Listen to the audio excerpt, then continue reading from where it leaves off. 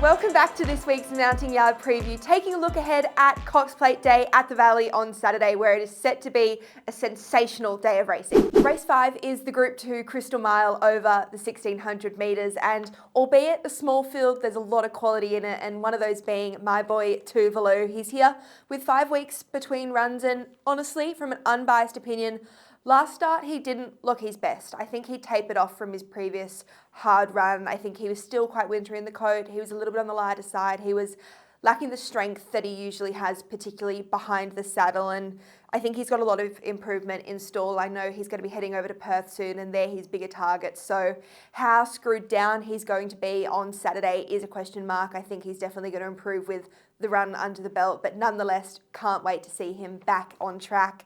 Banker's Choice, saw him first up and he had a lot of fitness improvement here. Third up, hopefully he strips fitter.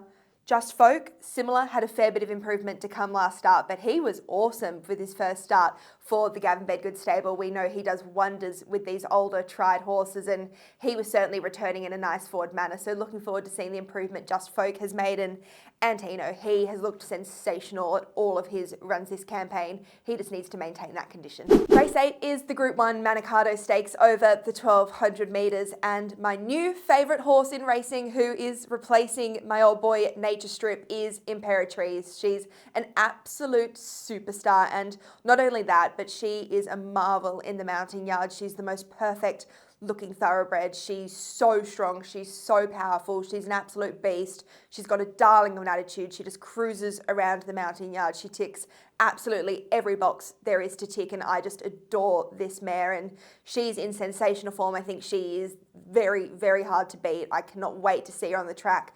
Saw her at Breakfast with the Best on Tuesday morning, and she was full of beans. She was bouncing around. She had so much energy about her. She was feeling incredibly well within herself, and she looked like she was absolutely ready to fire and burst down the Valley Straight. So can't wait to see Imperatrice. She's definitely one of the highlights of the day. And Uncommon James, seen him all starts this prep, and he's improved really nicely with each run under the belt. Saw him also on Tuesday, and he's finally looking like he's at his best. Third up, you'd hope so. Come through in the coat. He's been a bit wintry and holding on to that woolliness throughout his prep, but he's finally got that summer skin on him. Strips fitter.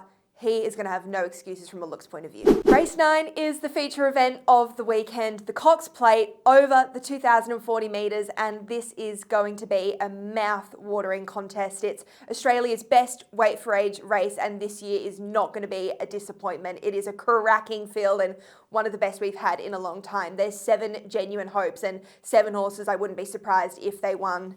Romantic Warrior, having his second start here in Australia. I laid him from the yard first up. I was very underwhelmed with the way he paraded. He was quite toey, he was quite tense, he was getting a little bit warm, and he was also huge in condition. He had so much fitness improvement to come, and not only did he peak in run, you could see him definitely getting that fitness telling late. He also really over raced, and he was very keen in the stages, and I think both of those were quite evident in the way in which he paraded. So I'm going to be looking for a complete 360 from Romantic Warrior, and if I'm not seeing that, then I think he's definitely going to have to be a lay, because to be able to be winning a Cox Plate, you've got to be at your best, you've got to be fit. It's a testing race, and he can't be giving an advantage to some of the really upper class horses in the race as well. So big question mark and yard, very, very crucial for Romantic Warrior.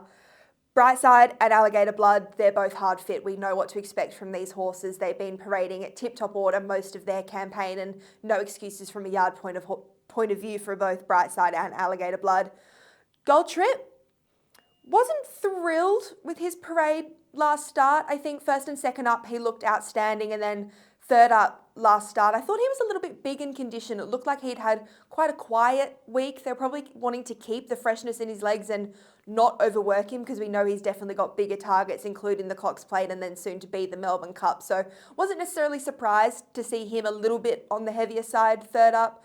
So for him, I'm looking to see him a little bit fitter for the Cox Plate. But again, I wouldn't be surprised considering the Melbourne Cup is his ultimate target if he is still a little bit soft around the edges. So Gold Trip, another question mark.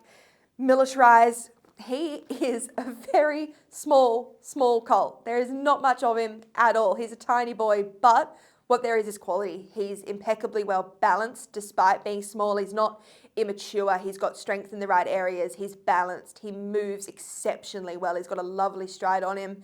And I think the best trait for Militarized is his attitude. He's the ultimate professional. He just cruises around the mounting yard, something that is very rare for a 3-year-old colt. So saying that, as long as he's ticking all of those boxes again on Saturday, I think he's got a huge chance with the small weight, just because he's got that attitude, he's got that fitness, and I'm sure he's going to run out a really strong 2,000 metres. So I'm actually really looking forward to seeing Militarized, but it's going to be a sensational race, and I am just that excited to get into this mounting yard. The lucky last, race 10, is the Group 3 Red Anchor Stakes for the 3-year-olds over the 1,200 metres, and both Maraba and Archo Nacho, they're hard fit. Their parades aren't the best indicators as to how they're going to perform. They're quite plain in the mounting yard, honestly, so your form is going to be your best guide as to how these runners are most likely to perform. Loose on gin, Toey is normal for this horse as well. That's a wrap on this week's mounting yard preview. Looking ahead at what's going to be a phenomenal day of racing at the Valley on Saturday for Cox Plate Day. I cannot wait to get on track and can't recommend enough being there to see the horses in the flesh yourself. It's going to be a great day of racing. Make sure you stay tuned to both Betfair and I's Twitter platforms, where I'm going to be posting the live and crucial mounting yard mail. Chances are you're about to lose. For free and confidential support, call the number on the screen or visit the website.